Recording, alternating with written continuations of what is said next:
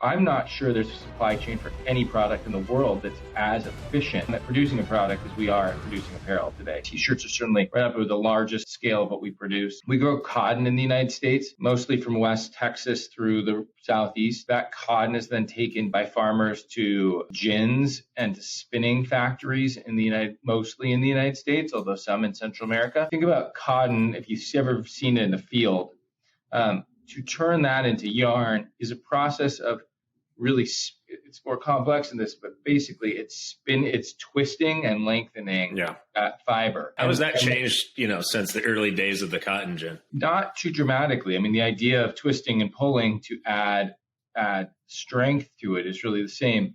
There's different types of spinning today. There's different blends of fibers. You can have tri-blends. You can have, you're adding where you might have polyester and rayon in your blends. There's something called open-end spinning, which is a different type of spinning that doesn't twist, but is less expensive. So there's been some, but the majority of T-shirts around the world are made with what we call ring-spun cotton, and it's truly just twisting and lengthening this natural fiber. Mm-hmm. That happens, at least with mostly what we buy in the Southeast of the United States. That yarn is then sent to Honduras, where we knit it, and we knit it in these giant tubular, mostly body width knitting machines. So we're knitting medium body width or large body width in different machines, and it's knit in a tube. We then take that knitted fabric and we dye it. We dye it in 3,000 pound, could be smaller than that, but up to 3,000 pound washing machines. Think of that. Fabric has a polarity to it, and so does dye. And so to make the dye attracted to the fabric, you have to add salt.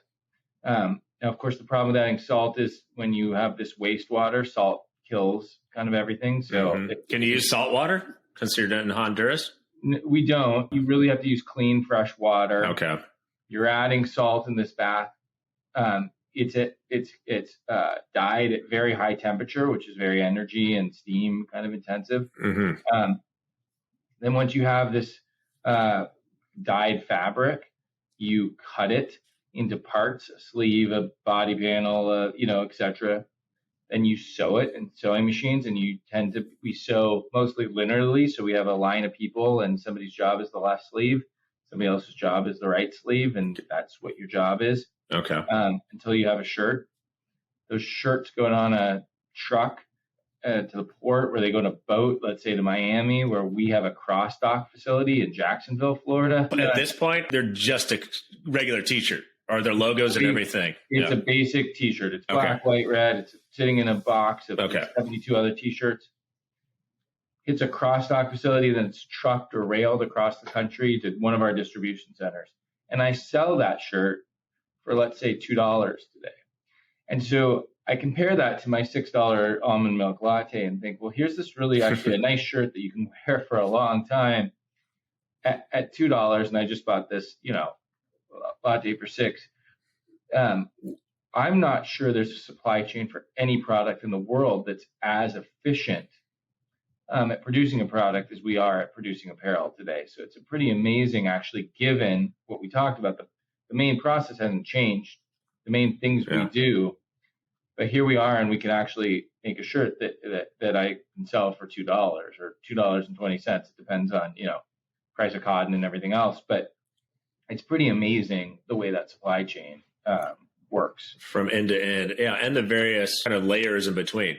Because even when the T-shirt gets here, you are then somebody who's buying that from you, Nike, Carhartt, somebody else, and then they have their own journey that they then go on, right? Well, so let's say OfferUp wants to give T-shirts to all their staff to celebrate a milestone. We have a lot of those, by the way. Okay, well, good. We appreciate it. I'm sure there's a bunch of those are from you. So you're buying those from one of our customers. And that customer is buying the shirts because they're sitting in my warehouse today. Yeah. And they're either decorating themselves, screen printing, embroidery. There's lots of different decoration techniques. Or they're outsourcing that to a third party who does the decoration and then sends it to that end user. So everything we sell is blank, and everything we sell gets a logo.